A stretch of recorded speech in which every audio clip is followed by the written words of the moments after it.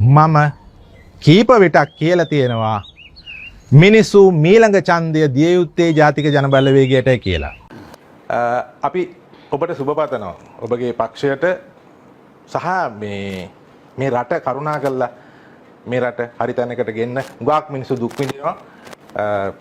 තමුත් ඒකම ඔබගේ මෑණියෝ බලාගෙන ඉන්නවා ඔබ මේ රට හරි තැනකට ඔබ සහ ඔබගේ කණ්ඩායම. රත්නශ්‍රී ලියපු කවියත් මට මතක් වෙනවා. මේ ඉතින් අම්මටත් අපි සූතුවන්ත වෙනවා මේ වගේ ඒ කියන්නේ මේ වගේ පුත්‍රයෙක් ඔබ මේ පොළොවට බිහි කරලා දුන්න හින්දා අද මේ රටේ මිනිසුන්ට යම් කිසි විදියක සාධනීය බලාපොරොත්තුවක් තියාගන්න පුළුවන් වෙලා තියෙනවා. බොහොම ස්තුතියි අනුකුමාර සහෝදරයා. බොහොම ස්තුතියි. ලක්ෂ 70ක් 80ක් අතර ප්‍රමාණයක් ජාතික ජනබලවේගය ගන්නවා කියලා. ඒ කියන්නේ 50%කට වැඩි ප්‍රමාණයක් ගන්නවා. එහෙම කියන්නේ ඒ කියන්නේ කිසිම සැකයක් නැතුව කියන්නේ. ඒක තමයි තත්ත්වය.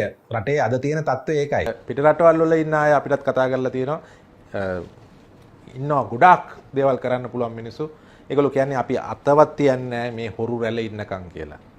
ඉතින් ඒක නිසා අපි දන්නවා ජනතා විමුක්ති පෙරමුණ ප්‍රධාන ආණ්ඩුවක් මේ රටේ බිහි වෙච්ච පළමු මොහොතේම ඒ සියලු දෙනාම මේ රටට ආයෝජනය කරන්න පුළුවන් අය ආයෝජනය කරනවා, එන්න පුළුවන් අය එනවා, ශ්‍රමයෙන්ද තමන්ගේ බුද්ධියෙන්ද සියලු දේෙන් දායක වෙනවා. එතකොට මේක සිද්ධ වෙන